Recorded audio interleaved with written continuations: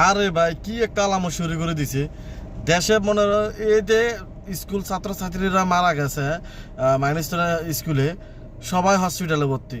রাজনীতিক মানে সবাই সেলফি, সাংবাদিক, সাংবাদিক, লড়া সাংবাদিক, এই সাংবাদিক যায় ভিডিও বানাইতেছে, কন্টেন্ট বানাইতেছে, ব্লগাররা গেছে।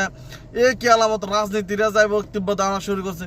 ওইখানে হাসপাতালে শত শত রোগী, এমনকি এখানে যারা এই দুর্ঘটনা হয়েছে তারাও গেছে, তাদের চিকিৎসা দিতে ব্যর্থ হচ্ছে, তাদের সুসরবরাহ, চিকিৎসা, নার্স, ডক্টর আসা যাওয়া নিয়ে তাদেরকে সমস্যা হচ্ছে। এর মধ্যে দিয়ে রাজনৈতিক অঙ্গ সংগঠন সবাই এখানে যে বক্তব্য দিচ্ছে, এই করে দেবো, এই করবো, এই করতে আছে, ওই করতে আছে, দুঃখ প্রকাশ।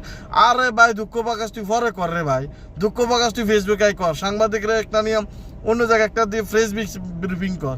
তুই এভাবে যে দুঃখ প্রকাশ করতে আসস, তারা তো সমস্যা হইতেছে রে ভাই। তারা তো চিকিৎসা নিতে, চিকিৎসা দিতে সমস্যা হইতেছে, তারা সমস্যা দিয়ে আরো সমস্যা হইতেছে বোকান দিতে। তারা অসহ্য বেদনা, এমনিতে মানে মরার অবস্থা, মরার খারার গা, তোরা আবার এনে যে তোরা রং তামাশা করতে আসস। হ্যাঁ, বিএনপির নেতা, বেশি করে বিএনপির নেতা কর্মীরা বেশি আলামত করতে আছে।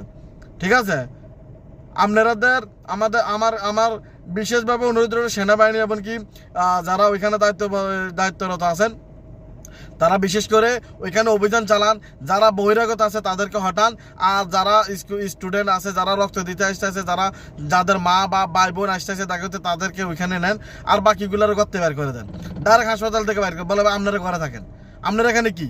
হ্যাঁ, এখানে চিকিৎসা চলতেছে, এখানে রাজনীতির কোনো প্রোগ্রাম চলতেছে না যে সবাই এসে বক্তব্য দিচ্ছে, ভিডিও বানাইতেছে, ব্লগার বানাইতেছে, কিছু হলুদ সাংবাদিক আছে এগুলো নিয়ে ভিডিও বানাইতেছে, ফালতু করে না ফালতু।